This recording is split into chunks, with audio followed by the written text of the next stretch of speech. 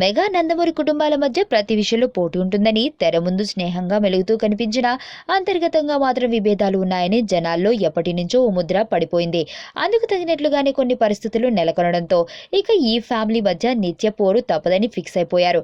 నిజానికి వృత్తిపరంగా వీరి మధ్య పోటీ ఉండొచ్చేమో గానీ వ్యక్తిగతంగా మాత్రం ఎలాంటి విభేదాలు లేవు. ఈ విషయాన్ని నిజం చేస్తూ ఎన్నోసార్లు ఆ రెండు ఫ్యామిలీలు ఈవెంట్లలో కలిసికట్టుగా పాల్గొన్నాయి.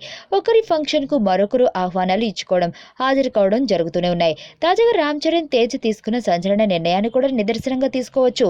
తన తండ్రి మెగాస్టార్ చిరంజీవి 150 చిత్రం కోసం కొణిదెల ప్రొడక్షన్స్ ని బ్యానర్ పెట్టి నిర్మాతగా మారిన చరణ్ ఇతర హీరోలతోనూ సినిమాలు చేసేందుకు సన్నద్ధమవుతున్నాడు. ఇప్పటికే శర్వానంద్, అఖిల్లను బుక్ చేసుకున్నాడు. వీరి తర్వాత ఇంకొందరు లిస్ట్ లో ఉన్నారని తెలిసింది. అందులో యంగ్ టైగర్ ఎన్టీఆర్ పేరు కూడా ఉందని ఇండస్ట్రీ టాక్. అవును, హ్యాట్రిక్ విజయాలతో ఫుల్ స్వింగ్ లో ఉన్న తారక్ తో తన బ్యానర్ లో ఓ భారీ బడ్జెట్ చిత్రం నిర్మించాలని చరణ్ యోచిస్తున్నాడట. ఇందుకు సంబంధించిన ఏర్పాట్లు కూడా స్టార్ట్ చేస్తున్నట్లు ఇన్సైడ్ న్యూస్. తన దగ్గరున్న రైటర్స్ తో ఓ మంచి కథని రెడీ చేసి ఆ తర్వాత తారక్ తో సంప్రదింపులు జరుపుదామని చరణ్ ప్లాన్ వేశాడని అంటున్నారు.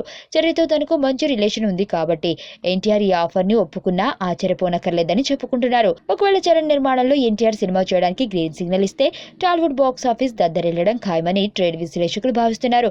ఎందుకంటే ఈ ప్రాజెక్ట్ కి మెగా ఫ్యాన్స్ తో పాటు తారక్ ఫ్యాన్స్ నుంచి తారస్థాయిలో ఆదరణ లభిస్తుంది కాబట్టి.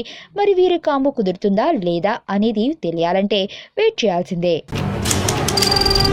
నీ స్నేహితుడు ఎవరో తెలిస్తే నీ క్యారెక్టర్ తెలుస్తుంది. నీ శత్రువు ఎవరో తెలిస్తే నీ కెపాసిటీ తెలుస్తుంది.